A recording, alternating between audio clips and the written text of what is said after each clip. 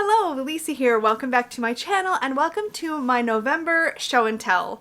As usual, I have a gigantic pile of stuff. First of all, I want to talk about my hashtag tarot FAQ. I actually, when I made that video, I made it because I desperately wanted to make it. Like, I just really wanted to kind of answer all of those kinds of questions in one video. I thought it'd be really fun. But I also was aware there were like 20 questions in tarot FAQ, and a lot of them I felt like were going to require pretty wordy answers. But again, keep in mind I am wordy and babbly. So when I made it a hashtag, I actually really didn't think there was going to be that many people wanting to make VRs to it. So I've been really blown away. I have gotten to meet some new channels that way. A lot of you made really fantastic tarot FAQ VRs, and I've been super enjoying watching them because I like hearing people's opinions on all of those questions. So it's been a lot of fun. If you haven't seen it yet, I will link the playlist for tarot FAQ. Check it out because everybody who's made a VR that I've found so far, I have put in that playlist. So if you've made a VR and you don't see your video in that playlist, let me know. I will get it added and I will add it to my own watch later list so that I can watch it because I want to see it. So thank you guys so much for participating. That was a lot of fun. I also did a 3 Fat Readers video with Dawn, Danny, and Dustin. So Dawn of Boho Tarot was our first guest on 3 Fat Readers, and that was so fun. We talked about deck modifications. It was a blast. So I will also have a link to that. I also did a really fun collaboration video which finally released last week with Dawn Michelle and I. So Dawn Michelle of Boho Tarot and myself, we did a really cool kind of trade that we each filmed our pieces of, and it was a lot of fun. Essentially it came up through kind of natural conversation. I was talking about my Mythic Tarot and the fact that it was difficult for me to bond because it was really well worn. It felt like somebody else's deck, and I don't normally have that problem, but this one had a lot of use. So it just felt differently, and cleansing it and stuff just didn't quite do the trick. Dawn offered to trim it, and I said, well, why don't we do some kind of trade? So in the end, I made her a special magical anointing oil or ritual oil that she could use however she wanted in her own practice, really coded to her and with a lot of intention around her and what was best for her went into that oil. So it was a really fun collab to do. If you haven't seen it yet, I will have links to both Dawn's video where she trims my 1986 Mythic Tarot out of print, eek, and edges it, and my video where I made the oil for Dawn. So it was really fun to do. And if you're ever curious why my body moves so much when I make videos, it's because I am constantly talking with my hands, and I often do it just below where you can see. So if you like see movement, yeah, that's what's happening. So anyways, let me show you what came back to me. So if you saw her video, you saw this OG Peggy bag. This was back when we were I was helping her with the cording, and I was putting these little pony beads on the ends. So I haven't decided what to do with the bag yet because the deck used to take up quite a bit of this bag, and now the entire deck actually fits sideways. Let me show you. It actually fits sideways in the bottom of the deck. So that's how much space it takes up of the bag now. But when Dawn sent it back, she added some really pretty things to it, and I haven't decided if these things are going to stay on my Mythic Tarot bag. I think the key might, or if they're going to move to some of my journals, but they're really pretty. So she made this little key hanging charm, which if you remember, you'll have seen this key actually in the background of her filming. And then she also made this cute little charm here too, which looks like it is gold stone and then maybe a little onyx or something on it. It's really cute, but it totally matches the deck. So this is what it looks like trimmed. Again, you can get much better shots of this in Dawn's video, so I definitely suggest you look at that. But what's really cool to me about this deck, in addition to how beautiful it looks trimmed, is these gorgeous edgings she did. So this is like a black gold. You can see the ink pad in her video, but it's got this really cool, almost antique gold tone laid over black. It's so pretty. So this came out so good, and I was very excited to get this in. And she sent other goodies, so I'm going to share those now because those are definitely favorites. And I squealed, like, you guys, I squealed. I really should have filmed it. Like, I'm actually kind of kicking myself for not filming it. But let me show the other goodies that she included in the package. Oops. Besides those beautiful charms that were attached there. So she included, look at these stickers. Okay, so these are everything. They're like, they say that they're metallic foil stickers, but they're clear and they're like 3-dimensional. But like, look at how cute those are. Aren't those adorable? So they're like little unicorns and rainbows and stars. Oh, so cute. Those are definitely going to go with my journaling stuff. And then she also sent me this sheet of stickers, which has unicorns, llamas, rainbows, butterflies, narwhals, even a little baby dinosaur. So freaking cute. So this one is the Kawaii Fantasy Animals set from American Crafts. So those are going in my journal stuff. That was really fun. And then she also included, this is very exciting because Dawn and I have been geeking out about journaling stuff like for a couple of months now at least.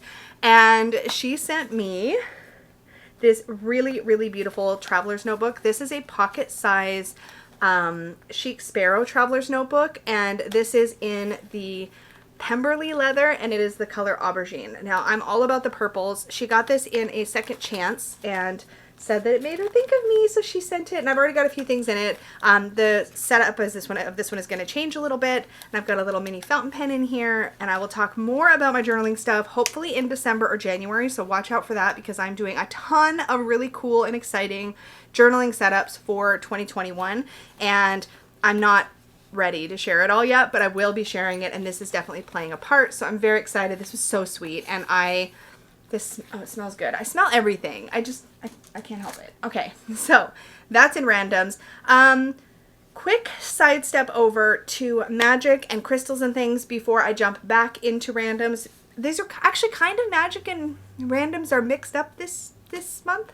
So I got some other happy mail, and in that are some magical things, but also magically, I would say the magical working that I put the most energy, time, effort, and intention behind in the past month was Dawn's oil. It was a very lengthy ritual with setup, and that included the pieces that I filmed as well to share with you guys where I did the actual working and created the oil. It was really involved and multi-layered, and I did it all on Samhain during the full moon. So yeah, it was exciting. It was good magical timing, and I just kind of shut myself up in here for a while, and it felt really good. I like occasionally doing those more involved workings, and it was just a great reason to do a really involved working and perfect magical timing. So I was like, well, this is what's happening. And I had a great time doing it. It was a lot of fun. So again, that's all on video so you can see it. But that's my favorite sort of magical favorite thing for the past month. It's technically Samhain, so I guess technically it falls into October, but like, I mean, it was like the last day of October and it was Samhain Eve, so yeah. Anyways, crystals, oh my gosh. So again, more happy mail. I was really blown away. Like November was a month where just timing and things happened, and all of these like really beautiful things were coming my way, and I was really overwhelmed actually, but there were some really great things. So Dustin, I've got things like all over here. Dustin sent me the most gorgeous rose quartz skull. So I opened Dustin's package live, so that video is on the channel, so you can go check it out. But this is the prettiest skull and has just a lot of really great detail that none of the other skulls that I have handled have had. So I don't know where he's getting them, but he is sourcing some really nice little crystal skulls. And he also sent me a piece of aura-coated rose quartz. I don't know if these lights are going to do it justice. It's really hard to get it to show up so that you can really see the flash. I don't think it's doing it. I'm trying to keep it back further so there's less glare and you can see the color. But it's got a beautiful blue-purple shift on the coating. Love these. And rose quartz is one of my long time favorite crystals. So this is really exciting. And Ms. Danny Mystic. Oh. So I sent Danny an out-of-print deck, and she sent me some beautiful things in exchange, and her energy is all over this stuff, and it feels so good. I also shared this one in a live when I opened it up. So it came in this gorgeous moon bag. Now Danny makes these. She does all of the vinyl work herself, and the black with the gold. Ugh. Anyways, so she made me two beautiful malas. So one full-size mala, that is this one, and this was really fun because we got together on video chat and she was showing me her beads and her stones, and I got to sort of pick out what I wanted, and then she took that sort of idea of what I wanted. I wanted it to be very oceany. This is obviously very oceany in tone and the energy of the crystals, and she put it all together for me, so it's just for me. It's like custom just for me, and it feels so special. I love the guru bead. It's got this really beautiful turquoisey, like, come on, Focus on that. Here we go. Vibe to it. And her husband Jacob did the tassel, but she hand knotted this entire thing, and it is just, it's absolutely beautiful. I love it. So it's been charging on my altar for a bit now, and I'll be able to start wearing it and playing with it and pulling it out when I need those oceany vibes. So that's very exciting, and I love it. And then she also made me these cute, I think she calls it a travel mala. So this one is strung. I don't think it's, no, it's, this one's not knotted, but it's got some stretch. So you can actually take this one and like wrap it around like your wrist, and then it also can of course be worn as a regular mala. And she also gave me a beautiful, beautiful bracelet that I left at work because I've been wearing it a lot at work. So I have a little basket where I keep some of my favorite crystal bracelets and some oils so that I have like a little go-to kind of resource at my desk for when I need a little boost. And that's where that is. But it was a blue tiger's eye, and it's beautiful. This one has a very soft, gentle kind of energy, and I love it. It's even got like a cute little mini tassel. It's so cute. Anyways, so yeah, that was really beautiful from Danny. Danny also sent me, I didn't bring him over here because I haven't played with him yet, but she sent me passed along her copies of Psychic Tarot and Psychic Tarot for the Heart decks, which I will be playing with. I'm probably going to trim those decks and maybe edge them, and we'll see how we get on with those. But I'm very, very excited about all of that, and it was just really, really sweet for her to send all that stuff to me. Other happy mail kind of things. So I also got 2 really sweet gifts, and the timing of these things showed up at like, I can't even begin to describe exactly the right timing. So the first gift that came from, and this was from a very generous subscriber who reached out and said they wanted to send me something. And it was so kind. And again, the timing was like this first thing came on a day when I was having like the Mondayest Monday. I was stressed. I was like worn out, and I came home and there was a package waiting, and it just lifted my spirits so, so much. This is the Watercolor with Me in the Jungle. So if you haven't seen these books, I show a page I haven't done. They're basically watercolor books, and on one side you get like an instructional page, and then on the other side you get a light sketch. And so it tells you what colors to use. It tells you how to use different techniques. And you do learn as you go about working with watercolor. I have another one of these that I've been playing in that is Watercolor with Me in the Forest. And so this one, and they're both by the same author, Dana Fox. I will have links to both of these in the description box down below so you can check them out. There's also a third one in the series out, which is In the Ocean. And I'm not going to let myself pick that one up until I've worked through both In the Forest and In the Jungle, because these are both really, really cute. Now, I did actually paint my first painting in here, but I'll show you this page. This is just an exercise page where you practice different, I think these were all wet on wet techniques. Yeah, these were all wet on wet techniques. So this one was the technique where you did water and then one color and then another color. This was all one color, add another color. And this was one color and then add water to blend it down. Now I did film an entire page in here, but I'm not going to show it because I filmed myself painting it. So watch for that video to come out on the channel. I don't know when, but sometime probably in November you will see that video come out. But painting and playing with watercolor has been a really great self-care thing for me lately, which goes along with our Walking the Self-Worth Path theme of self-care starting this month. So this has been really, really lovely. I'm really excited to play with this. So thank you, thank you, thank you. You know who you are. And it really, really brightened my day. And then they sent me a second thing. And okay, there's a story here and I may have to make a whole video, but also gifted me the Spirit Song Tarot by Paulina Cassidy. This is a US Games deck. This is a deck that I traded and then missed. So when I got this in hand, I literally gleefully went through the entire deck. If you haven't seen Spirit Song Tarot, it's a really gentle animal deck. It's got keywords at the bottom. It's got a very soft energy, totally Paulina Cassidy's artwork. I seem to remember when I had this deck the first time, the cardstock was really, really stiff. It reminded me a little bit of like the Crow Tarot cardstock. This feels bendier. And I looked on the book to see if this was like a later printing or something, and I can't see any evidence, so I don't know if this is like a new batch or what the deal is. But if you have the original Spirit, like when the Spirit Song Tarot first came out, you'll know what I mean. The cardstock felt really hard, kind of like good. It felt sturdy and nice, but I would say like this might be 330 GSM, whereas maybe that other one was 350, and it was when US Games was first, I think, first playing with sturdier cardstock or thicker cardstock. But this feels like it has more give and it feels softer somehow. But again, you never know. Like, I haven't had this deck in my hands for so long. It could just be that I remember it thicker than it is. I'd be curious about your experiences if you have one of the ones that when it first came out, or if you know what I'm talking about. I'd be curious, so let me know. But I'm excited to be able to work with this again. This is one of those decks that you can totally work with as a tarot or as an oracle deck. It would work really well in either capacity. But it's just got a kind of energy to it that my other decks that are animal-based don't have. And there's so few Paulina Cassidy decks that I feel really bonded to or drawn to, I guess I should say, that I really missed having this one in my collection. So thank you. I really enjoy it. Okay. I think I'm getting there. Okay, another random thing. So Peggy made a new batch of her dual pocket like wrap bags. If you haven't seen these,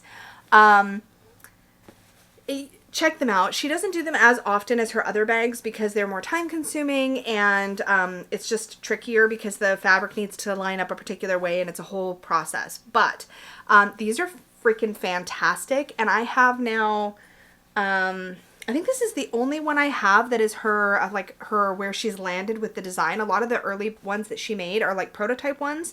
I have some of those, but this is the only one I have that like is like the same as what she sells. So I want to show it to you guys because it's freaking beautiful. First of all, this fabric. So when it opens all the way up in the back, that's what it looks like. So you have this as you can use as a spread cloth, or when you open it, you've got this area here as a spread cloth. And in this part is your sort of bag area, and there are two pockets like so. So what I typically do and how these sort of fit things in my experience is I'll put whatever the guidebook is for the tarot deck that I'm working with in this back pocket. And then in the front pocket, because of just how I roll and kind of how I work with decks, in the front pocket I will usually put my tarot deck and my oracle deck side by side. So just so you can get an idea of sizing, this is that Spirit Song deck in a box. Like, you can see how much more room. Like, I have enough room here to put a whole nother, like, tarot deck or oracle deck like that. So that's what I'll typically do, and then I'll have a book in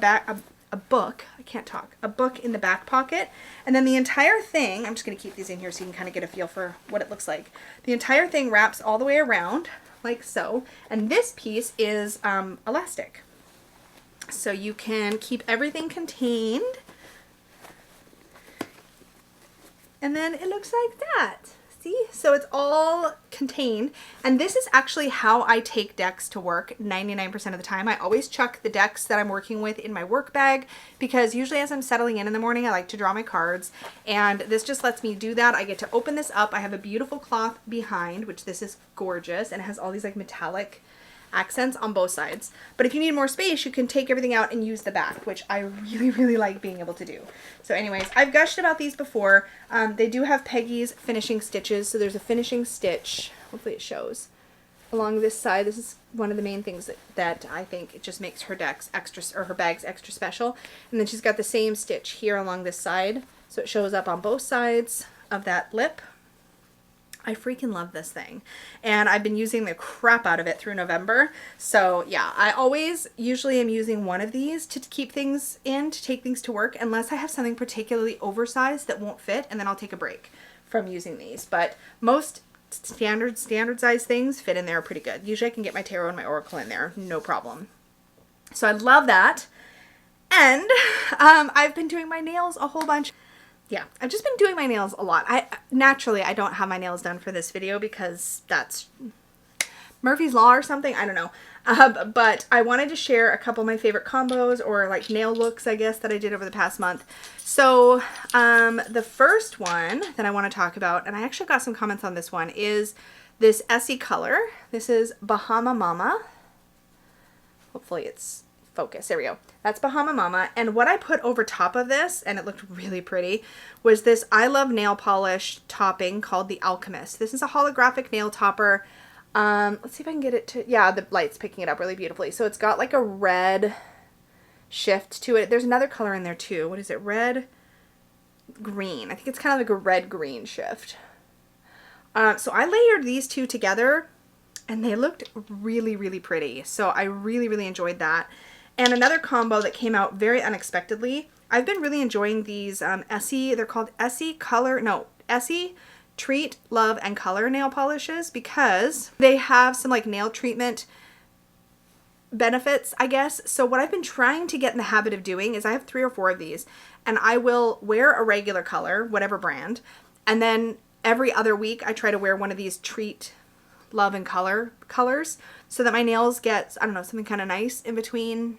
I don't even know if this is just a gimmick or not, but I feel like my nails have actually done really well and they've been growing out. In fact, I actually recently had to trim them all so they'd be kind of the same length because I had 1 or 2 that broke and everything else was good. And this is amazing to me because I have very, very thin, brittle nails and they've been just growing really nice. So I don't know if this is why because I've been using these, but anyways, I digress. But let me bring it up close so you can kind of see it. It's a very like neutral kind of mauve color. It might even just be called mauve. I'm not sure. But this by itself is a very like professional kind of boring color, but it's a very neutral color that you can kind of wear with everything. And I think it's nice for fall, and I have these like nail wheels where I can like paint colors and like see how they're going to look together. I put on one of the nail wheels this color, a couple coats of this color, and then I topped it with this really pretty, this is a nail polish I bought because of the branding, which is semi-embarrassing, but what it does to other colors, especially what it did to this one, was really cool. So this is actually OPI's Hello Kitty White, and it came out in their limited edition Hello Kitty collection. And it's basically like a kind of metallic-y, but semi-sheer or semi-opaque white. When I layer these two, it turned this mauvey color into like a metallic-y silver lavender, silver mauve, I don't know. It did neat things. So if you see that color and you're like, what is that? It's this combination.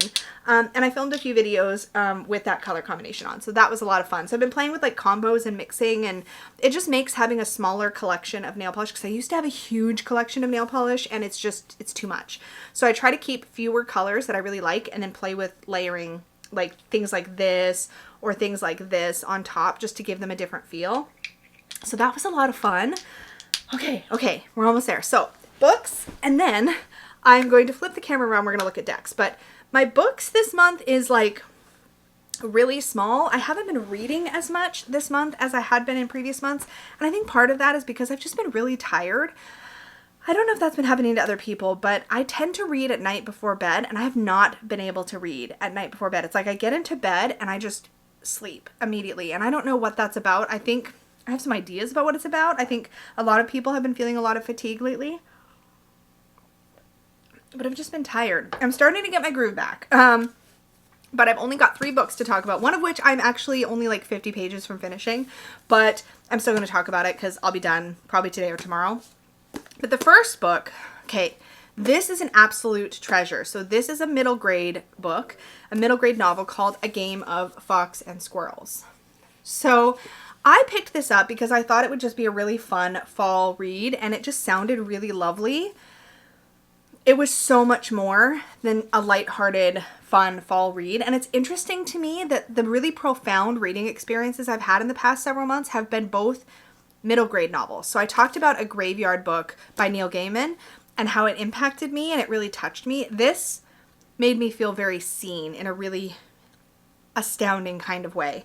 So I'm going to preface this by saying there should be some trigger warnings with this book. I don't know if there actually are anywhere on the leaflet, but this book definitely deals with abuse head on. So if that is something that is triggering for you, this may not be the best read. However, if you have been on a path of healing, if you have abuse in your background, essentially this book is about a young girl who is with her sister going to live in a new place, in a new home. So she's going to be living, I think it's her aunt and her aunt's wife, and is going to live with them and is resistant, wants to go home, wants to go back to normal, but normal was not for her healthy.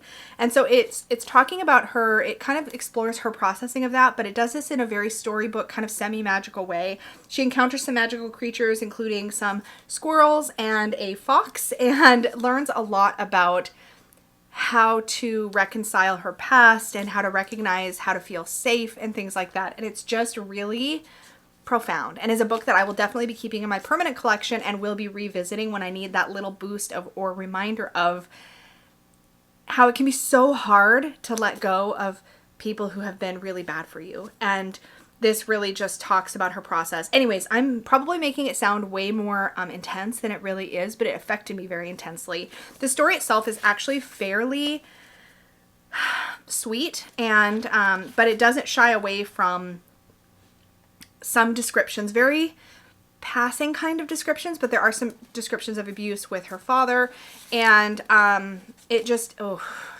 Anyways, word of caution if you could be easily triggered or you think something like this would trigger you. But at the same time, I just felt so validated and so seen by this book. It was really good. And if you were, if you had like a middle grade person in your life who had been through something like that, this could be very healthy and validating. I don't know. I'm off to the races talking about this, but it was just really good. So A Game of Fox and Squirrels. Maybe watch some better reviews or recaps of the story if you're not sure about gifting it to somebody, just to understand the story better. I don't want to give any spoilers, but it was just a really sweet story, and I will definitely be keeping it forever and ever and ever because it was amazing, and it was just so unexpected. I expected it to be a fun, breezy fall read, and it just had a lot of depth to it. So that was a lot of words about this book, but there you go. This is what I do here on my channel. It's the Babble Zone. We've talked about this before. I need to remind myself that you guys know this by now, and it is not a surprise. Okay, so after that book, I read this in like no time at all because it is a skinny little mini. This is only 80 pages, 77 pages, something like that. It's really short. But this is 1,000 Mornings Poems by Mary Oliver. I adore Mary Oliver's poetry, and I don't actually have any of her physical books. At some point, I would like to get a hardbound collection of her poems because a lot of them really touch me. A lot of her poems connect directly to her relationship with her dogs, or they connect with her relationships with people, but there's a lot of nature in her poetry, and they're very impactful.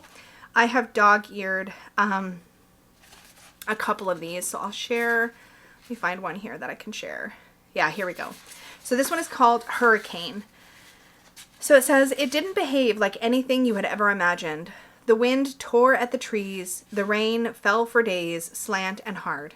The back of the hand to everything. I watched the trees bow and their leaves fall and crawl back into the earth, as though that was that. This was one hurricane I lived through. The other one was a different sort and lasted longer. Then I felt my own leaves giving up and falling. The back of the hand to everything. But listen now to what happened to the actual trees. Toward the end of that summer, they pushed new leaves from their stubbed limbs. It was the wrong season, yes, but they couldn't stop. They looked like telephone poles and didn't care. And after the leaves came blossoms. For some things, there are no wrong seasons, which is what I dream of for me." Oh, it's hard to describe how her poetry, which talks about nature and captures these moments in time, can have such an emotional response, but they do. And several of her poems have been go-tos for me and have made me feel really, they felt aligned with my view of the world. So it just really love Mary Oliver. If you've never read a Mary Oliver poem, look some up. The Wild Geese is a fabulous one and was my introduction to Mary Oliver. So read that one if you read no other poems and then decide what you think. But this was fun. I'm really glad I picked it up. I'm of course keeping that. I have a little stack of poetry books like this that I keep on that shelf up there in that corner, that one right there, so that I can grab one and read a poem or two before bed. It's just a little ritual self-care that I really enjoy. Which just reminds me, as I'm talking about all this stuff, that there are so many things in my upcoming videos on self-care that I skip or I miss because there's just so much. Self-care is such an embedded part of my lifestyle. But anyways, I babbles. So the other novel that I have been reading in November is The Little Shop of Found Things by Paula Braxton. I picked this up and its sequel, both hardbound and in beautiful condition, from Book Outlet. I tried to remember to always have a link to Book Outlet down below. I am an affiliate for Book Outlet, but Book Outlet is basically a discount bookstore. That's basically what it is. It's just online, and it's freaking fabulous and super addictive. And I've done a couple of hauls on the channel. I have another haul I really should do at some point, but it's on my list and we'll see if I ever get to it. But anyways, I'm aside. I've been finding some really great hardcover novels through Book Outlet. I got A Game of Fox and Squirrels. You can tell because they have these little marks. I got A Game of Fox and Squirrels through Book Outlet.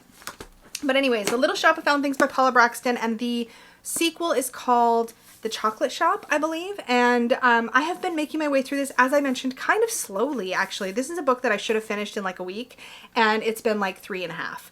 It's not because the book itself is slow. It's actually very atmospheric and lovely, and I'm really, really enjoying it. It's basically about somebody who has psychometry, where she touches things and gets stories from them.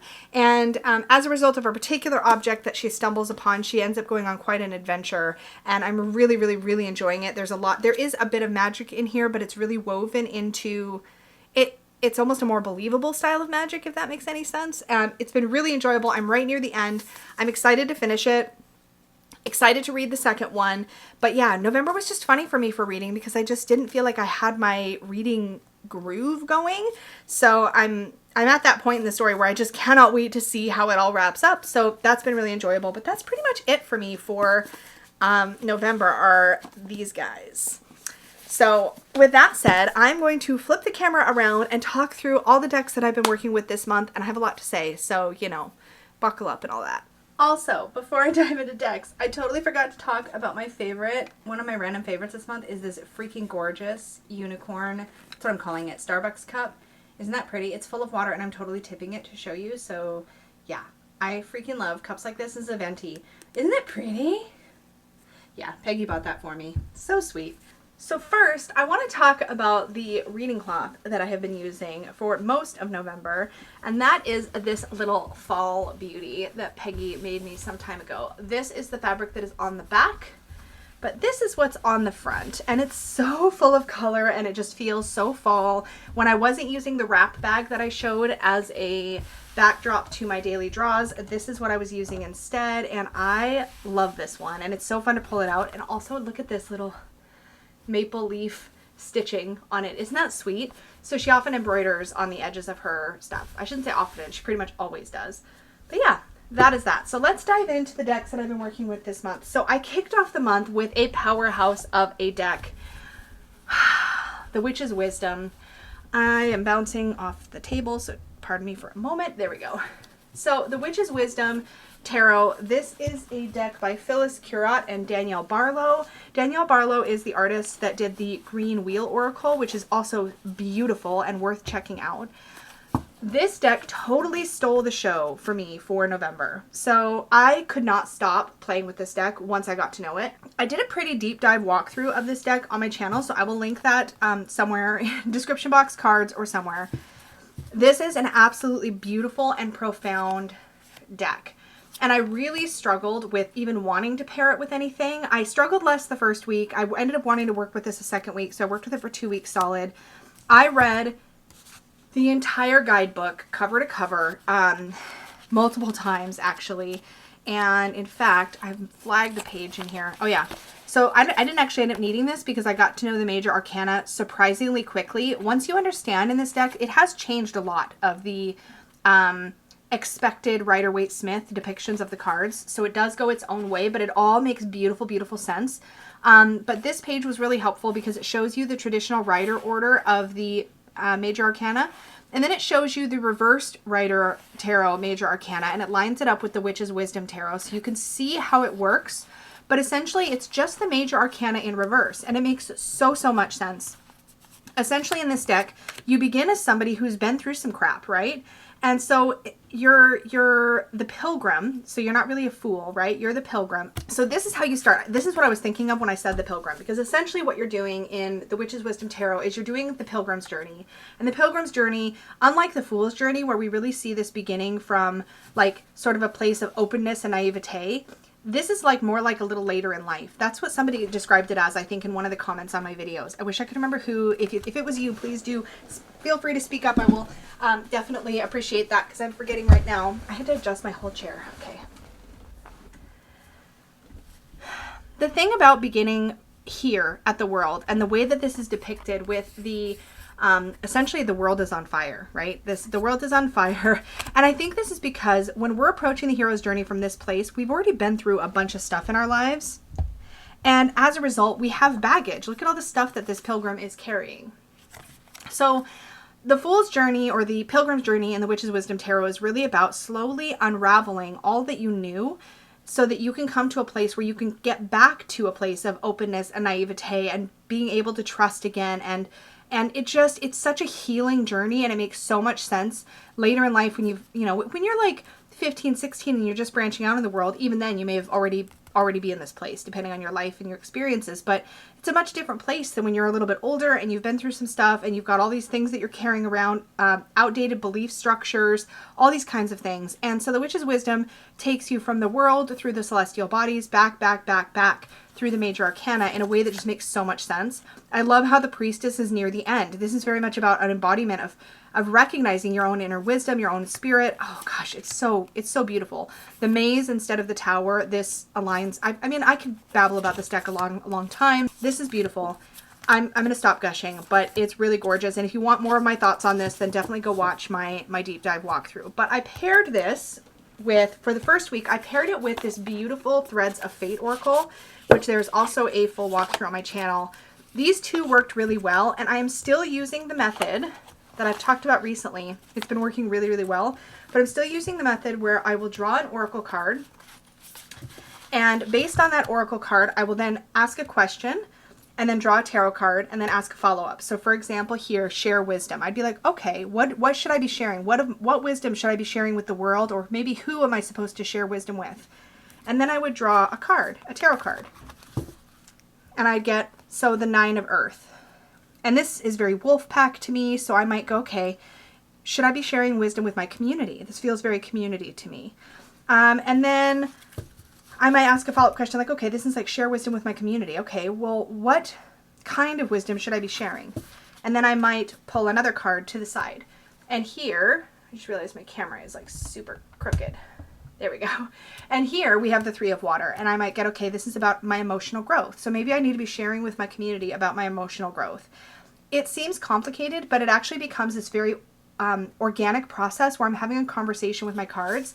And so this deck worked just really great to have those conversations. And I think because this one seems to focus more on the natural world, it was a really great combination. Art-wise, they don't really look all that cohesive, but they played together very nicely. And I was hesitant to put away Threads of Fate. I will say this deck all by itself is actually got a lot more depth than I was expecting and has been a joy to work with because of, isn't it interesting how you'll bring in a deck to your collection and you go, oh, this one does job X so much better than this other deck that I have. So I feel like as I bring things in, I'm going to start to probably be a little bit more,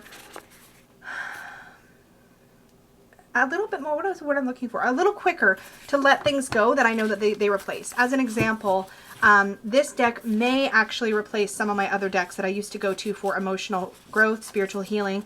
This deck seems to really blend that my witchy understanding of the world, my connection to nature, the way that I view humanity and the way that I view the connection between humanity and the natural world. It does such a beautiful job of doing that while calling me on my crap and sort of gently delivering those lessons and those messages that I need to continue to heal, grow, and evolve.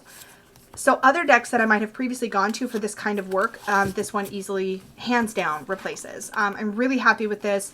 It is a little stiff and difficult to shuffle, both for its size and the cardstock, but it's very worthwhile. And it's a Hay House deck. I think they did a brilliant job, and I haven't even gushed about the book, but I pulled the book out so I could talk about it. But the way the guidebook is written is very poetic and powerful and beautiful, and I have read the crap out of this. I don't know how else to describe it, but I've gotten to know these cards so well after such a short time because it's so well thought out and well done. So, okay, gush. But the second week that I worked with the Threads of Fate, I actually paired it. I should have left the deck out, but that's okay. I actually paired it with my vintage Botanical Oracle. This was a DIY deck. It is something you can still DIY. If you're interested in obtaining this, you'll want to go check out my video on the vintage Botanical Oracle. I have all the links where you can grab the images and you can print this off for yourself and make playing cards. This deck and I don't know. I feel like this is a deck I kind of need to use by itself because it didn't feel like it actually paired very well. It didn't help me ask questions the way that most of my other Oracle decks have been doing. So here it's control the situation. That would be fine. But sometimes there are kind of weirdly specific keywords And so I don't know. I may try pairing it with another deck and see what I think. I do really enjoy the mix of cards, and as a deck to use all by itself, like to do 3-card draws with and things like that, or to just read with, I think it's really nice.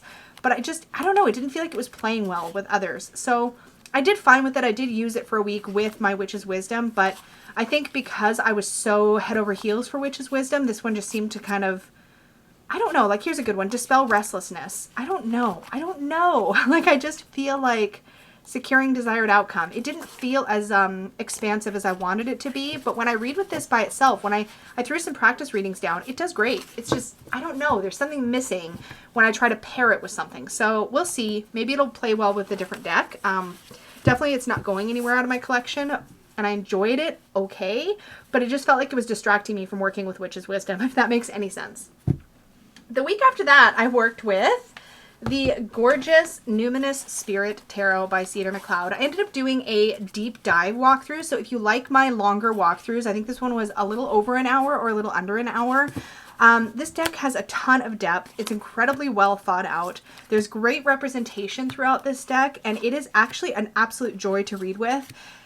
It read for me in a very organic way, and it was a lot of fun. I felt like the imagery gave me a lot of different things as an intuitive reader to kind of hone in on, and it felt very comfortable. I don't know how else to describe it. I think Cedar did an amazing job with this deck, and I really enjoyed doing a full long walkthrough about it. And this one I paired with, of course, the beautiful Threadbound Oracle, also by Cedar McLeod, that recently came out. And I really enjoyed these decks. If I had to pick a favorite between these two, I'd pick the Threadbound Oracle, but they are both gorgeous. And of course, the conversation between these decks was amazing. Same thing here. I would pull a oracle card in the center. So this is the Ritual, and it's about magic, power, and action. And I'd be like, oh, where is magic, power, or action needed? So I would then shuffle this, pull a card. I'd be like, okay, so I've got this Ace of Vials. Oh, okay, I need to bring in more ritual, more action, and more, what's the word I'm looking for? Intent into my relationship. Okay, well, how do I do that? Dreamer of Bells. Oh, okay, so maybe just go with the flow. Okay, guys, anyways, that was, I actually really enjoyed working with these two together. I have full walkthroughs of both of these decks up on my channel. This one is such a joy. It does kind of, it clumps a little bit, even though it's linen, and I think it's because it's like not a super textured linen, but it shuffles absolutely beautifully. So that's that one. Love. So that's what I worked with. And then after that, let me just not fuss and try to put everything back perfectly as I put everything back perfectly because I can't help myself. Anyways, the week after that, I played with the Enchanted Unicorn Oracle. I want to love this deck so much more than I do, but it frustrated me when I was working with it, and I can't figure out what it was. I have some ideas. I'll probably have more as I go through, but can we talk about this bag match though for a second? Unicorn, Botanicals. This is a botanical-based deck, but anyways, more on that in a bit. Botanical-based unicorn deck. I did a full walkthrough of this deck as well, so you can find that on my channel. This one is quirky, and it's just, I don't know if it's too quirky for me. I love it when it's by itself, but I tried to pair it with a deck. I don't know. I don't think I'm ready to let it go because it's unicorns and it's botanical, but sometimes, okay, so here, let's say I pulled this card, Sex Magic. Love, sex, and magic. So if I pull that, what's my question? I don't know. And so it didn't play well with the way I'm reading right now. Getting stuck in sticky situations. Fly trap. Okay, great. What am I getting stuck in? So that's an okay question. Let it go. What do I need to let go? The awakening. What's awakening? I mean, so there are ways to dive in. There's also the piece that I think is missing for me is I wish I knew what botanical was pictured in these. It says in the guidebook, which by the way, the guidebook's adorable, for every single card, and this was one of the saving graces, for every single card you get, so this card is card 28. Let's look at that one so it makes sense. Greenwood. Okay, so you get the name of the botanical. So in this case, it is Gazonia. And it says opportunities are flowing in. That's what it says here too. And then there's some information on the divinatory meaning. And then there is unicorn magic, which is a really fun sort of magical charm or spell or something like that that you can do. I loved looking at the guidebook to see what it said, and this has a lot of fun, and this deck definitely speaks my speak in a lot of ways. I just don't know that I just don't know. It feels like it's kind of scattered and kind of all over the place. It's loosely inspired by the Voynich manuscript, which was botanical in nature, or seems to be. I don't know. I loved it when I did my first walkthrough, but it just, in practice, I don't know. It wasn't quite connecting the way that I wanted it to. So jury's still out on this one. That is what the backs look like. Oh, I didn't talk about what I paired it with. That would help. One of the ways that I can tell if an oracle deck isn't quite playing the way that I want it to is when I pair it with a tarot, if I stop wanting to pair it with the tarot. So I actually, look at that bag match, fun, right? Anyways, I actually paired it with the Cosmic Slumber Tarot by Liminal 11. And what I found happening is that I would pull an oracle card and then I'd try to ask a question and it just didn't feel right. So then I would take the oracle deck out completely, and I actually defaulted back to using the Cosmic Slumber Tarot in an energy, obstacle, and advice kind of situation. And then this read beautifully for me, but I didn't like it with this oracle deck trying to do that conversational thing. So this is actually what I did most of the time when I was playing with these decks, is I just did energy, obstacle, advice. So really liked that. The Cosmic Slumber Tarot, I'm really enjoying this deck. I'm not a huge fan of the packaging as I worked with this deck for a week because it was just a lot to manage. It's like the drawer, the box, it's nice and it looks beautiful when it's like out on display somewhere. And I love that the bottom is magnetized so your drawer doesn't slide out. It feels very secure, but it does feel overly like a lot to manage because there's, you know, it's just a lot. I don't know why. I really like these boxes like this that have a wrap because everything's contained. It's really easy to work with a box like this. This just, by the time I've taken it apart and I've kind of piled up the pieces to the side so that I can work with the deck, it feels like a lot, to be honest. But I really love the artwork in this deck. I've also used this deck in live readings on my other channel, so I will try to remember to, well, I'll just have a link to my other channel down below where I do my live readings and my pick of cards and things. I really enjoyed reading with this deck. I love this King of Cups. And this deck and I had great conversations, but we worked better together without an oracle in the middle. And I don't know if that's a comment on this deck or if it's a comment on how it paired specifically with the Enchanted Unicorn Oracle, but it wasn't clicking for me. And I don't know, but I'm loving Cosmic Slumber, so that's great. And the little guidebook is actually really great as well. So this is still one that I would highly, highly recommend. So, based on my own experiences with it anyways, I'm excited to continue playing with it. It's definitely one I feel like I could pull out for just about any kind of reading and get good readings. Bye. I gotta get your dog. Oh, Shayla, you want to go outside? Peggy had to come in and get the dogs. Anyways, it's going to be one of those show and tells. Finally, in my last week of November, I played with the Dreamscape Oracle and Ethereal Visions. Punchline, I did not get on with the Dreamscape Oracle deck. And I really enjoy the aesthetics of Ethereal Visions. It's really, really beautiful. But this was another situation where I'm just making a mess everywhere. This is another one of those situations where I would pull this and then pull the tarot cards that go like beside it. And I just was not having good conversations with these decks together. This is beautiful. The artwork is stunning. This is not an oracle deck that I would be reaching for. It just isn't. And it's gorgeous. I love the archetypes. I freaking love how aesthetically beautiful this deck is. But I want keywords. There's something more I want from this. So having worked with it, I don't know that it's one that I would enjoy keeping in my collection or reaching for. So this one may be in the future finding its way to a new home. I'm still thinking about it. We will see. Ethereal Visions, you know, these decks feel like they play beautifully off of each other in the sense that, like, artwork-wise, they're so cohesive. But this deck is such an easy reader for me. It's very Rider-Waite-Smith. But I did the same thing in this week where I just moved to using this in Energy Obstacle Advice rather than working with Dreamscape because I just wasn't getting along with Dreamscape in practice. And this is why I like talking about how I've worked with decks versus just that initial walkthrough first impressions, because I love the artwork of tarot. I love seeing how different artists depict the deck. And But that doesn't mean that it's going to read well for me, right? Like, that doesn't mean that in practice it's going to actually function the way I want it to function. So this was one of those situations where this deck works great for me out of the box. It's easy. It's beautiful. It's soft. It's got a gentle tone, but it also hits things head on. Like, this one's a great all-arounder, and I really enjoy it for that. But when I paired it with Dreamscape, it almost made me like this deck slightly less because I just wasn't getting along with Dreamscape. That said, Ethereal Visions is stunning, and I'm so grateful to have it. And this one is definitely staying in my collection. I'm just not sure if Dreamscape is staying. So this is something I'm still toying with. We'll see. I can't get over the aesthetics of this box, though. It's so pretty. All right.